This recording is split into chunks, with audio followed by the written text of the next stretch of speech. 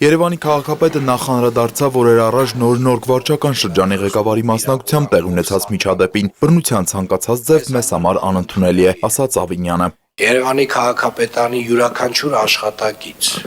եւ մասնավորապես վարչական շրջանի ղեկավարները, ովքեր որ Երևանի քաղաքապետի ներկայացուցիչներն են տվյալ վարչական շրջանում, պարտավոր են ցուցաբերել զսպվածություն, պարտավոր են ցուցաբերել զսպվածություն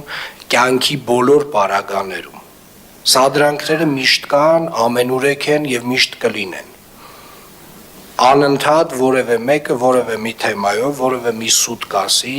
եւ այդ սուտը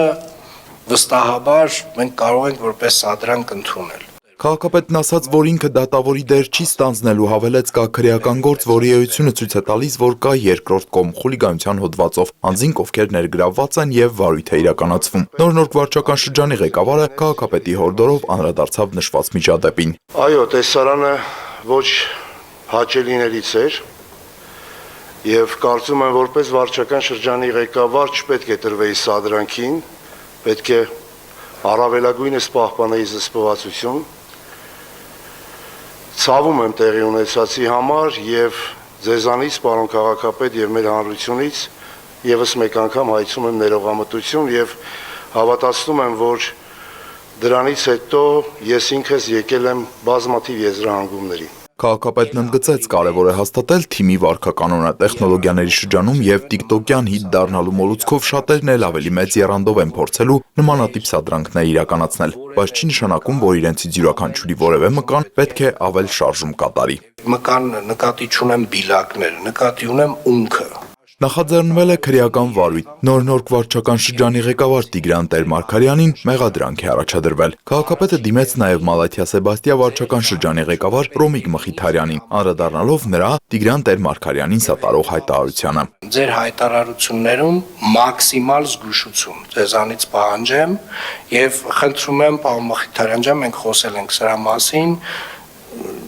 ձեր հայտարարությունը սխալ հայտարարություն էր։ Ավինյանը հավելեց, Երևանի քաղաքապետը չի կարող զուտ կուսակցական տրամաբանությունից ելնի, մեկին սիրի, մյուսին ոչ։ Տարբեր պատճառներով մեկը կարող է դուրս գալ աշխատանքից, այլ մեկը ընդունվել։ Հաջորդ թիվ Երևանի քաղաքապետի խորհրդական Կամո Արյանն ասաց, որ Երևանի փոքր կենտրոնում էլեկտրամատակարարման անջատումները կբացառվեն։ Հեցի ներդրումային ծրագրով նախատեսվում է մայրաքաղաքի 111 փողոցում տեղադրել 123 կիլոմետր մալուխ, 8500 բաժանորդի համար էլ նախատեսվում է 72 կիլոմետր երկարությամբ նոր ջրագծեր եւ ջրաչափական հանգույցներ կառուցել։ Պարոն քաղաքապետ, ընտրված է մասնավոր սեկտորը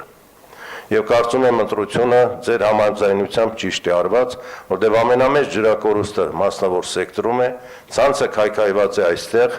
եւ ապօրինի ջրամիացումների մեծ ծավալը հենց մասնավոր սեկտորում է։ Երևանի համար կկառուցվի նոր գազաբաշխիչ կայան, ինչը Արեանի խոսքով լուրջ լրացուցիչ ենթակառուցվածք է, եւ ծրագրի իրականացման արդյունքում մայրաքաղաքն ապահովված կլինի գազի համապատասխան ծավալով, հաշվի առնելով կառուցապատման ամբողջ ծավալը։ Նոր վարչական շրջանի Սուրբ Սարգիս եկեղեցու եւ Դավիթ Բեկի փողոցի միջնամասում կառուցվել է կասկադային համալիր 224 աստիճանահարթակներով եւ հավելյալ 15 աստիճանահարթակ մուտքի հատվածում։ Երեխաների համար կառուցվել է խաղահարապարակ, շների համար առանձնացվել նախատեսված տարածք։ Այգում անցկացվել են ոռոգման համակարգ եւ արտաքին լուսավորության ցանց։ Ժողովուրդ ջան, եկեք անկեղծ լինենք, այս 3 տարվա ընթացքում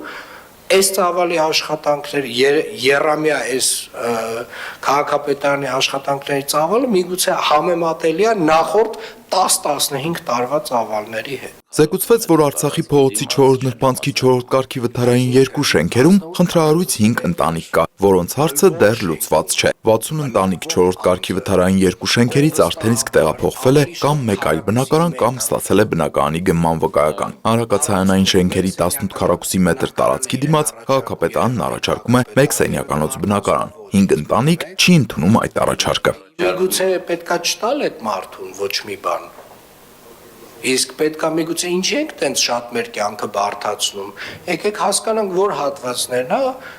սա մեր բարի կամքի դրսևորում է։ Քաղաքապետը նաև կարգադրեց, որտեղից բնակիչները դուրս են եկել, ազատել են բնակարանները, այնտեղ պետք է քանդել։ Կգնաք կպլոմբեք են մյուսները, կպլոմբեք, որևէ մեկ չլսեմ, չիմանամ, որ այն տեղերում, որտեղ որ մենք բնակարան ենք հանձնել, որևէ մեկը եկել է այդ քանդվող շենքը էլի նորից մտել է։ Առաջարկվում է բանակցային եղանակով ևս մեկ անգամ փորձել բնակիչների հետ հարցերը կարգավորել։ Այլընտրանքի բացակայության դեպքում Երևանի քաղաքապետարանը հանդես կգա գերակա շահի նախաձեռնությամբ։ Տիգրան Վակիմյան, Հորիզոն։